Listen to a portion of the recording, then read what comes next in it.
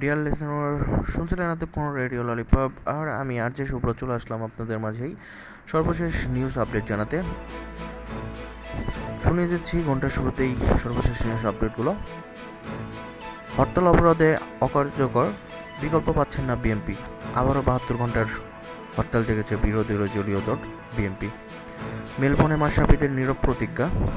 বিদেশি কূটনীতিকদের আবারও কটাক্ষ করলেন আশরাফ। গত 4 মাস ধরে পলাতক রয়েছেন সংসদ সদস্য আমিনুর। খালেদা জিয়ার উদ্দেশ্যে প্রধানমন্ত্রীর বক্তব্য, আত্মসমর্পণ না করলে আদালতের নির্দেশ পালনে ব্যর্থ হব। সন্ত্রাস ও জঙ্গিবাদের বিরুদ্ধে আপসহীন নীতিতে বাংলাদেশ।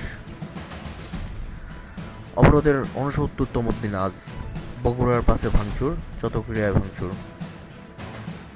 বিএনপির নেতা সালেউদ্দিনের অবস্থান, আজ নজর হাইকোর্টের দিকে। ভারতীয় পত্রিকার খবর, পশ্চিমবঙ্গে সাদা শেষেও জেলে এখন পর্যন্ত বাংলাদেশিরা। কবিগুরুর 3টি দুর্লভ ছবি খুঁজে পাওয়া গেছে। ট্রাইব্যুনালের 12 বছর আজ। টেকসই উন্নয়নের দুর্যোগের ঝুঁকি কমানোর তাগিদ।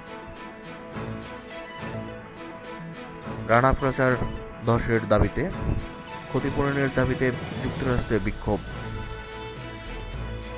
স্কুল খোলা থাকলেও শিক্ষার্থী কম।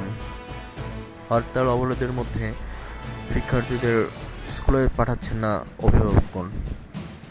ছিনতাইকারীর ছুরিকাঘাতে এক নারীসহ 3 জন আহত। শামসুজ্জামান খানের 75 বছরের স্মারক।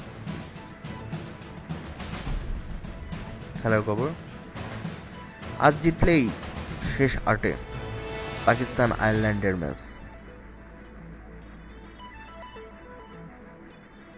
ওয়েস্ট ইন্ডিজের জয় না বিদায়, এই নিয়ে এখনো মতভেদ আছে অনেকের মধ্যেই। টেলির কীর্তির পরও ভারত, খেলোয়াড়দের দায় নিচ্ছেন মার্গন। এই ছিল এখনকার মতো খবর।